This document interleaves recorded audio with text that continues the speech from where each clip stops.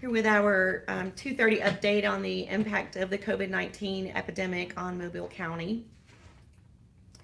Yesterday, 25 cases of COVID-19 were added to our case count. So we had 25 Mobile County residents reported to us as COVID-19 yesterday. That brings our total number to 2,781.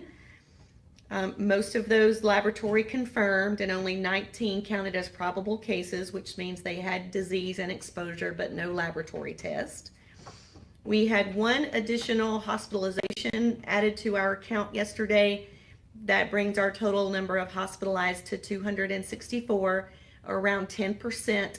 And this is very close to what we see across the state and nationally. And we have added one COVID death to our case count, which brings the number who have died with COVID disease to 130, or around 5%, which is also similar to some other statistics that we've seen. So again, we are continuing to see cases added every day. So we want to just remind you that although we often give different pieces of information when we're giving our daily presentation. We had a comment from a Facebook listener wanting to know why we were changing our story from week to week, and I just wanted to, not quite sure what they were talking about, but just wanted to make sure I emphasize that our prevention messages have stayed consistent throughout the very beginning of the outbreak. Yes, we have learned a lot, but from the beginning we have said, stay at home if you're sick, wash your hands, cover your cough, maintain a 6-foot physical distance from others when you're in the community to protect yourself from COVID transmission. And then a few weeks into the outbreak, CDC and we followed suit in recommending the use of cloth face coverings. So I just wanted to talk a little bit more about that. You know, a cloth face covering may not protect the wearer. So if my face covering may not protect me, but it may keep me from spreading germs to other people. So I want to just review some things that come from the Centers for Disease Control website, that COVID-19 mainly spreads person to person and through respiratory droplets that are produced when an infected person coughs or sneezes or talks or sings or shouts. And these droplets can then land, on the nose or mouth or in the eyes of people around them, and possibly could be inhaled into the respiratory system, into the lungs. So, there are studies and evidence on infection control that report that these droplets usually travel, around 6 feet, 3 to 6 feet, or about 2 arms lengths. So these are some of the reasons why we are still strongly recommending the wearing of a facial covering and a physical distance of 6 feet.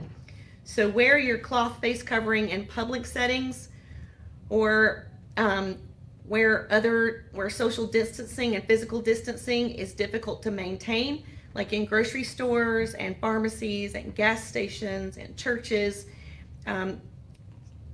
And again, it may slow the spread of the virus by helping people who may have the virus and don't know it from transmitting it to others. So again, just want to wear it so that it covers your nose and your mouth fully.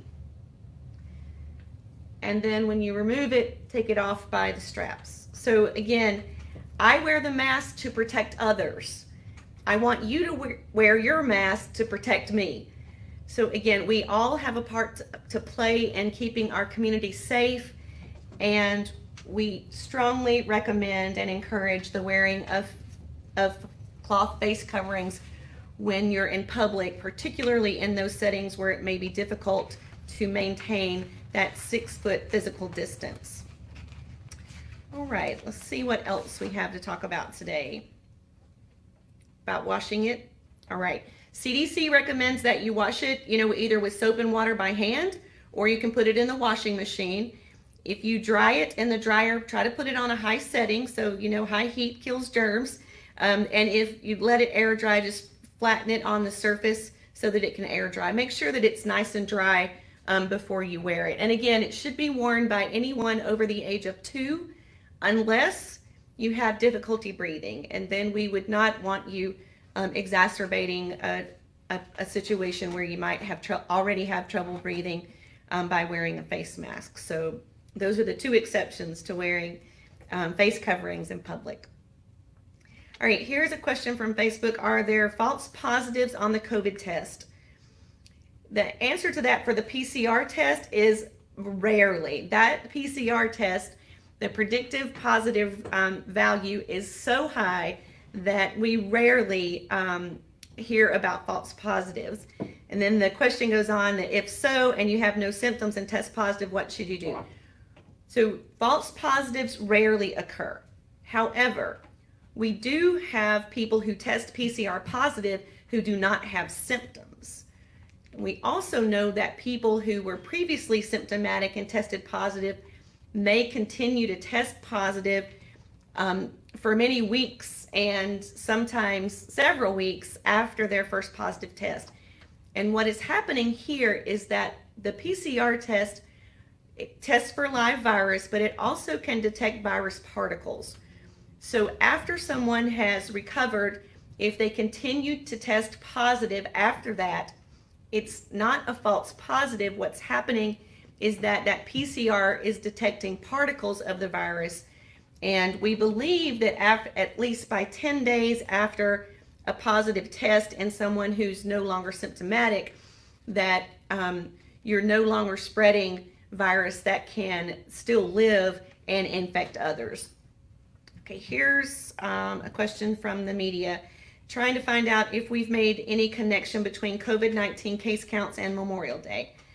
And my answer to that is we did not see a large spike in cases related to Memorial Day. Memorial Day, I believe, was the 25th, and for the 2 weeks after that date, we saw about the same number of cases week over week. So I don't think that there was a large primary transmission event that happened around Memorial Day. We're keeping an eye on things to see if secondary transmission will increase, perhaps as a result of people who got infected on Memorial Day and are now spreading it to others. So stay tuned for that. We'll keep watching those numbers as they continue to rise, albeit gradually. Here is a question. I was hoping that the department could address what hospital capacity looks like since there have been spikes in occupied beds elsewhere in the state. So yes, we know that our colleagues in Montgomery County and other areas are having a difficult time right now. I looked at these data from as recent as yesterday afternoon, and with regard to intensive care units, we have all of the hospitals are reporting available beds in their intensive care unit. It varies from just a couple to maybe as many as 9 or 10. So it looks like we have intensive care unit beds available. We're not at capacity, so that's great news. And then the ventilator is even a better situation where across the county and healthcare facilities right now, we have more than 100 ventilators that are available should they be needed.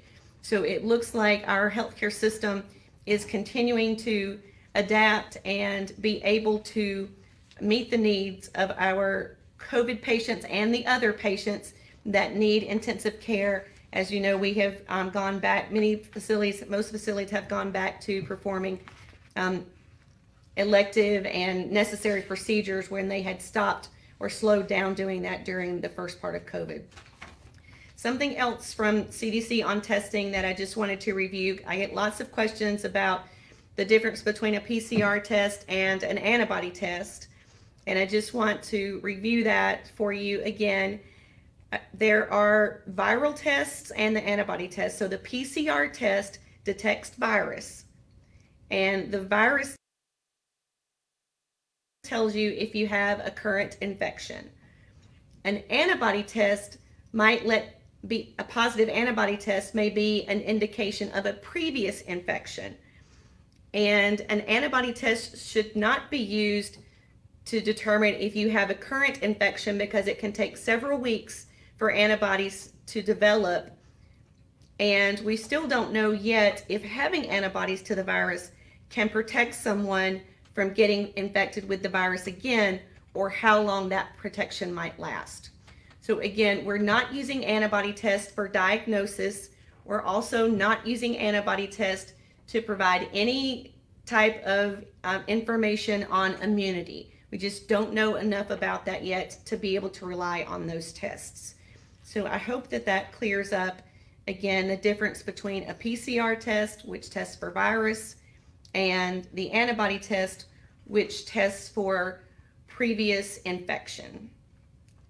And I believe that's all today, unless there's anything on Facebook. Hearing none, I believe there will be a joint press conference tomorrow, Wednesday.